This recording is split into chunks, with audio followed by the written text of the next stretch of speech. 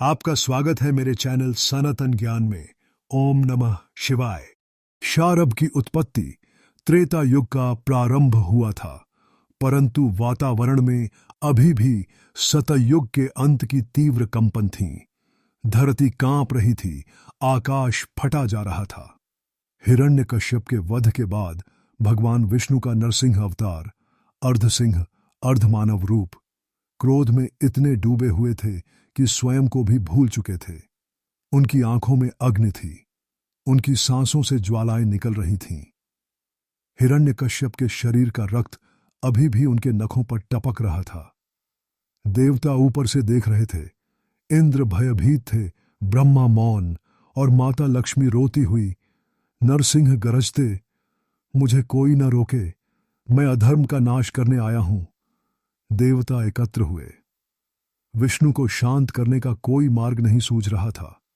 उन्होंने ब्रह्मा से पूछा, क्या आप इन्हें शांत कर सकते हैं? ब्रह्मा बोले, यह क्रोध सृष्टि की सीमा पार कर गया है, अब केवल महाकाल ही समाधान है। सभी देव कैलाश पहुंचे। गणों ने सूचना दी, भगवान शिव ध्यान मग्न हैं, उन्हें बिना कारण कोई नहीं जगा सकता। परंतु पृथ्वी का विनाश सामने खड़ा था। देवों ने मिलकर शिव की स्तुति की। शिव के त्रिनेत्र खुले। उन्होंने स्थिति देखी और गंभीर स्वर में कहा, जब भगवान स्वयं नियंत्रण खो बैठें, तब शिव अवतरित होते हैं। शिव ने अपनी तीसरी शक्ति का आह्वान किया। उनकी जटाओं से अग्नि निकली और उस अग्नि से प्रकट हुआ एक विकराल प्राणी। शारभ सुबेदेई, आधा सिंह आधा गरुड़, 8 भुजाओं वाला, नेत्रों में ब्रह्मांड की गति और पंखों में सृष्टि की अग्नि। उसके गर्जन से पर्वत टूटने लगे, समुंदर उफान मारने लगे। शिव ने उसमें प्रवेश किया और स्वयं शारभ अवतार बनकर प्रकट हुए। शारभ ने नरसिंह के पास पहुंचकर गर्जना की। नरसिंह पलटे। उनकी आंखों में अब भी अग्नि थी। नरसिंह, कौन है तू जो मुझे ललकारता है? शारभ, मैं वह हूं जो तुम्हारे क्रोध को दिशा देने आया है। हे श्रीहरि, अब रुकिए। नरसिंह ने अट्टहास किया, तू कोई साधारण जीव नहीं, पर मेरा क्रोध तुझे भी जला देगा। दोनों के बीच आकाशीय युद्ध हुआ।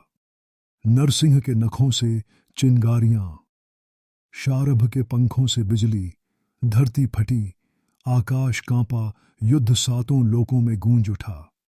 शारभ ने नरसिंह को जकड़ लिया। उनकी एक भुजा नरसिंह के हृदय पर थी, दूसरी मस्तक पर। उनकी तीसरी आंख से तेज प्रकाश निकला और नरसिंह की आंखों में प्रवेश कर गया। वहां उन्होंने देखा एक ब्रह्मांड जिसमें हर प्राणी कांप रहा है। लक्ष्मी डरी हुई है, प्रहलाद एक कोने में छुपा है। शारभ की शांत वाणी उनके भीतर गूंजी।